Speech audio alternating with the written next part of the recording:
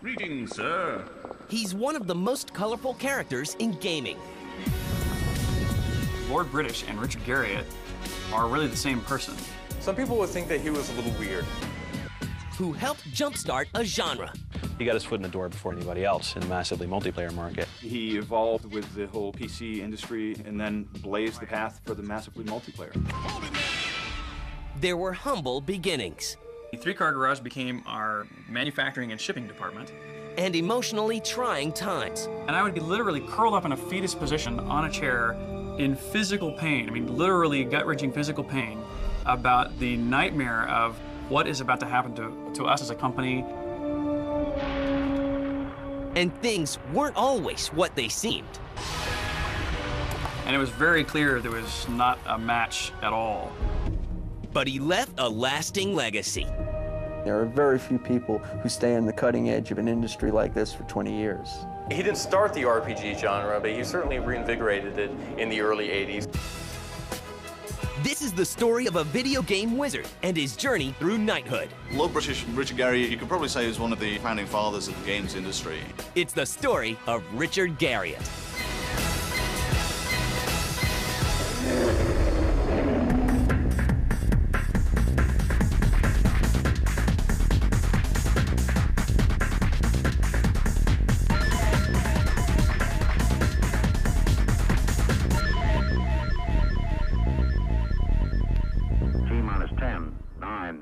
As a child, Richard is literally surrounded by space. 1, 0, ignition, liftoff.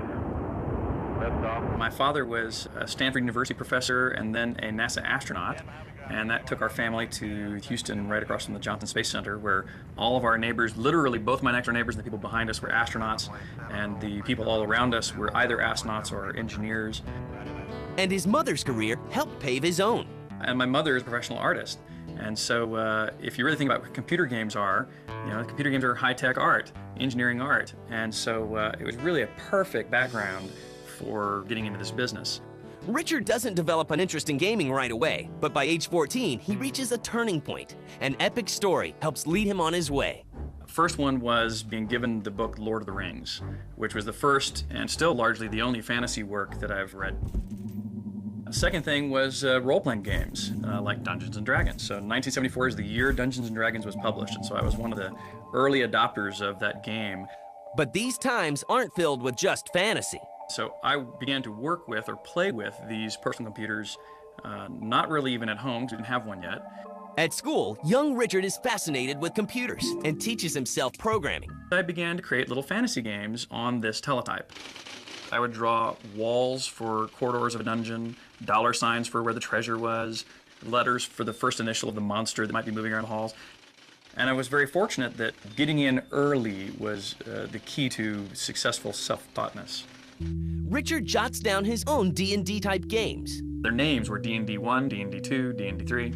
I actually had to write all my programs out in a notebook. And makes a very smart bet with his father. He said, that game, this is huge, this will never work. And I said, oh, this is going to work. I've been paying very close attention to writing this out. And he said, I will buy half of an Apple II computer, and if you pay for the other half, if when you type this whole thing in, it works. And as a prop to his birthplace, I was born in Cambridge, England, but I only lived there for 1 month. He creates his own moniker for his Dungeons & Dragons games, Lord British. And so as I began to write my first computer games, I just started putting, Lord British as a character, as one of the many characters within those games. So as soon as we had the Apple II, the next logical thing to do, of course, is to take, I've already done 28 of these simple character graphics games on a teletype. I turned around immediately to do the same thing on the Apple II.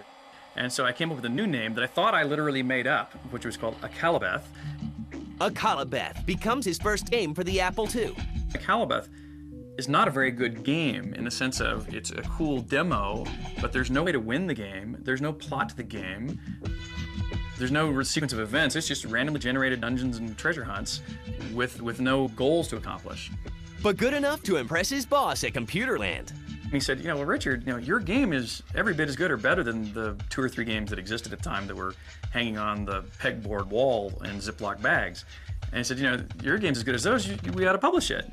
Enterprising Richard likes the idea, but decides to publish the game himself. So I went out and invested what for me was a ton of money, $200. And I went literally just a few doors down and went to the print shop, and I had these printed up and had my mother draw me some pictures to put on the front of it as graphics.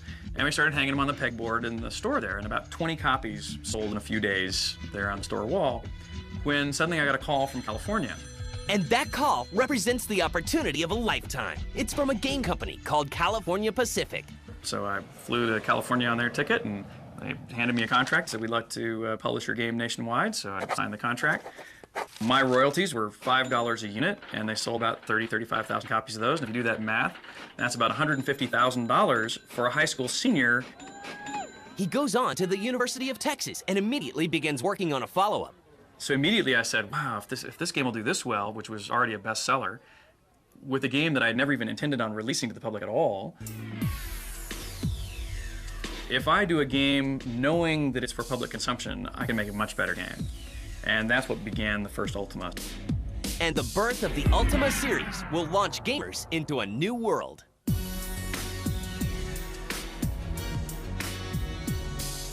It's filled with unusual creatures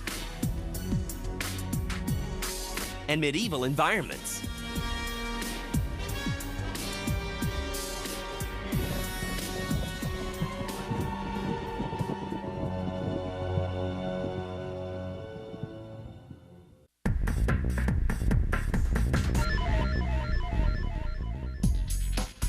In 1980, the creative computer programmer Richard Garriott begins working on a world that would change RPGs forever.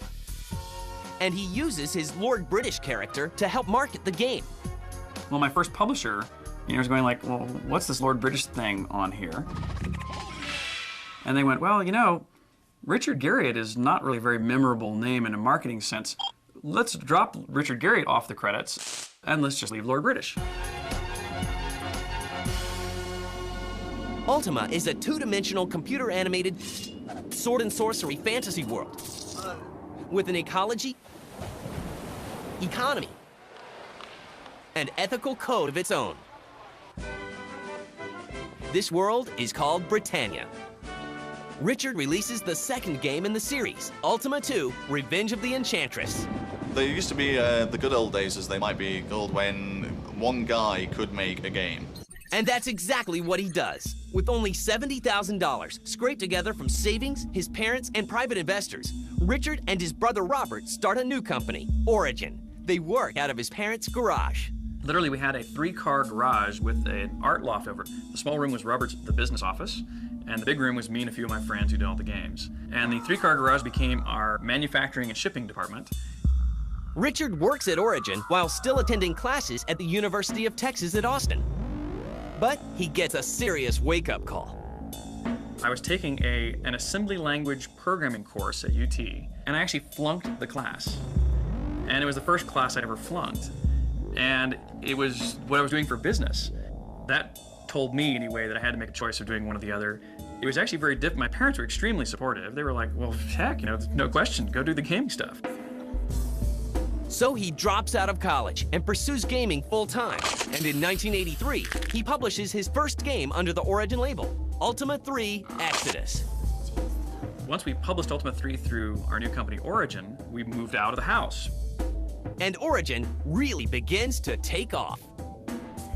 At the time, those games were incredibly loved. They really were. They had such a following. After I'd written 3 games, I now realized, okay, I know how to do the basic structures. Now I want to make a good game. The result is Ultima 4. Ultima 4 took 2 years. It was the first time I actually really sat down and tried to truly create a world, tried to create a back history, tried to create purpose to your existence as a player. This 4th installment introduces the 8 virtues and the Avatar, a role model hero that has to stand tests of morality. So I wanted to create a game where if you were going to win, you actually had to walk the straight and narrow. And I was worried that people would think I'd gone way off the deep end and that I was kind of preaching. And so I actually was worried that Ultima 4 might be a flop. A flop it wasn't. Ultima 4 sells more than 200,000 units, and Origin becomes the darling of the industry. Those games were so successful in sort of picking up that, in that they were classic fantasy of being the good guy, of rescuing the princess and slaying the dragon, and those kind of classic stories. Richard has big plans for the next installment of the Ultima series, but it will come with a hefty price. He must make a tough decision. So we sat down to make this decision of what are we going to do? If we quit now, we could walk away with millions of dollars. If we ride forward, the good odds we're going to be millions in debt, and I would be literally curled up in a fetus position on a chair in physical pain, I mean literally gut-wrenching physical pain about the nightmare of what is about to happen to us as a company. And in 1992, Electronic Arts, a San Mateo computer game company, comes to the rescue, buying Origin Systems for $30 million. EA has become a powerhouse for probably very good business reasons. It obviously just fundamentally knows what it's doing, and being able to support companies like Origin and appreciate, I guess, the brands in Ultima. The deal for selling Origin was worth a number of millions of dollars. So it was clearly a whole other plateau. Origin digs into EA's deep pockets and begins working on a new installment of Ultima that has a twist. All the time we've been creating these solo player games, we've always gone, wouldn't it be great if my buddy could come with me too? The boys at Origin put the game to the test. So we actually put up on our website, we said, hey, anybody that wants to come beta test, we want you to pay us $5 to send you a disc for the privilege of beta testing. And we had 50,000 people send us $5. Oh my gosh, we were right. We've hit on something really big. In 1997, Ultima Online is released. With the launch of Ultima Online, he got his foot in the door before anybody else in the massively multiplayer market. Ultima Online marks the beginning of a new age in online social interaction and gaming. It goes far beyond the text-based single-player adventure games. Just sitting in there and typing, and the text appears above the head of your avatar, and then you see somebody else actually respond and talk to you, and all of a sudden you've done something that you've never done before. With a special appearance from Lord British himself. Part of the Ultima mythos is always that I, Richard Garriott, get to go to Britannia, and I play Lord British while I'm there, but it's really me. But Lord British is not immortal. I would hear back from players, and almost always they would kind of snicker and eventually say, oh, by the way, also, I took great joy in killing you. And I was like, hey, that's not good. So I began to create future Ultimas with code in place to protect Lord British from being killed once I realized people were doing this. Then people would write in and say, ha, I found a way to kill you anyway. As the Ultima series grows in popularity, so does the Lord British persona. Richard shows up at trade shows wearing the regal garb. Lord British and Richard Garriott are really the same person. I have, of course, extremely well-grounded sense of reality. He felt he could crown himself, and he didn't make himself a king. I mean, you've got to give him credit there, only a lord. It's serious. He hasn't given it up, and it's a persona that he's pursued, and most people refer to him as Richard Lord British Garriott. He's absolutely serious. In the United States, it actually always went over very well. In Japan, it actually went over very well. But I have to tell you, the one place it did not work was England. In England, not just anybody gets to be a lord, not even Richard Garriott. First press member walked up into the room and kind of looked at me sideways, and he gave me the once over and said, so what the hell are you supposed to be? And it was like, I was crushed. It was like, and I had to spend the rest of the day there, and I had already signed up to do like 3 days of this, and this was the first member of the press. And it was a total disaster. Richard's D&D style crosses over into his very real life as he builds a castle in Texas. It was stocked with trapdoors and secret areas and all this cool stuff. But a very real-world invasion shakes Richard up. Well, at 3:30 in the morning, there's a big crash. I wake up, so I actually go to my closet and I grab a gun, and I call the police, and I crack open my bedroom door, and I look out my bedroom door with the police on the phone and the gun in another hand, and police say it's gonna be 15 minutes before they can get there. Well, we have this 5-minute stare down, and this person then turns around and starts walking down my stairs. And so I'm going, hey, I've just said stop or I'll shoot. So I aim off to the side and pull the trigger. Doesn't faze this person, doesn't even hear it. They finally get there 5 minutes later, find this guy, he's in one of my bedrooms, and police come in and push him to the ground rather forcefully and handcuff him. And it turns out this person's had a serious psychotic break. But a home invasion isn't Richard's biggest problem. Creatively, things are about to take a drastic turn. The last 6 months of my time there was spent in this battle, effectively, of my vision for the future versus the other senior members of the corporation's vision of the future. And it was very clear there was not a match at all.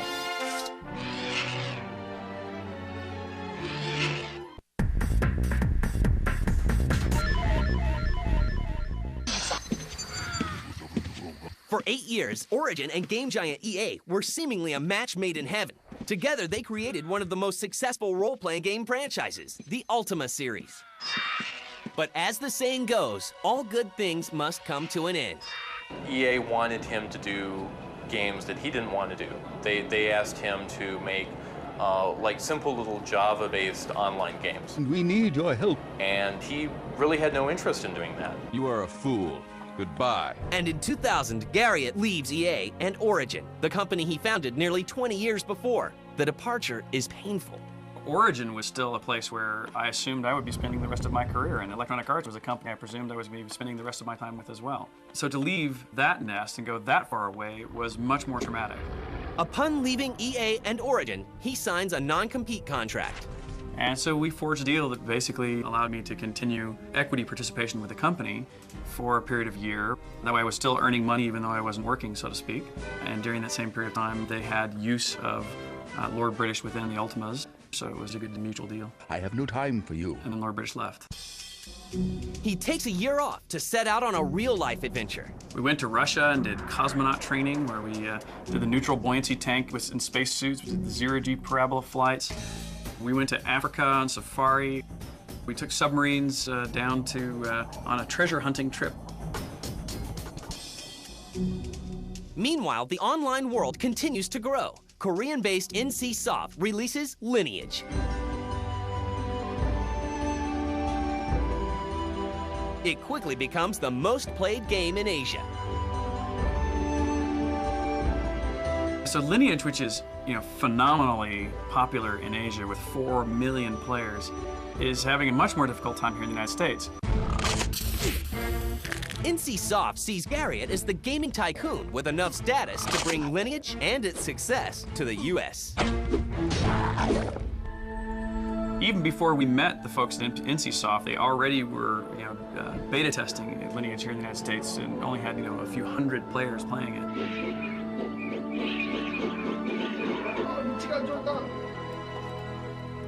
And it's interesting to kind of look at, well, what are the factors that has made this phenomenal success in Asia, and how can we maximize its success in the United States? And it turns out that's a more difficult problem than we thought, because we actually thought we knew the answer to it, and so far we haven't proven that that's the case.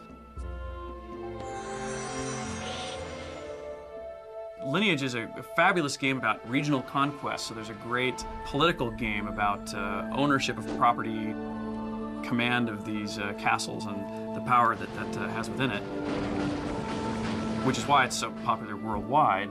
However, the US audience is clearly much more critical of things like animation detail and presentation, which we knew, we had instincts to say that that was true. It's just turned to be far more true than we had hoped. And Lord British is expected to be reincarnated. Oh, of course Lord British will be coming back in games. Not only are now with NC Soft, Lord British is actually taking a visit, a tour inside the game Lineage. And that's not all. Offline, the real-life Lord British is working on his new game. It's called Tabula Rasa, which my brother is working on. And so Tabula Rasa really has one key goal from a gameplay standpoint, and that is to blend the best features that we evolved over the last 20 years in solo player gaming and combine that with the best features of massively multiplayer gaming. Tabula Rasa, first of all, is not a medieval swords and sorcery game. I sort of view Tabula Rasa as a mystical, futuristic, farcical world.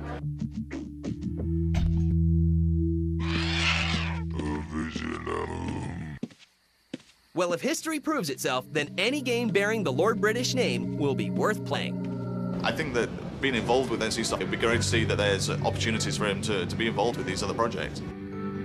Our long-term strategy is to release a game, about 4 games a year. We're developing a lot of products internally, so one product is called Lineage 2. Lineage 2 is a fully immersive 3D environment versus the top-down view. We believe that with Lineage 2, we'll be able to keep a much more exciting pace to the game.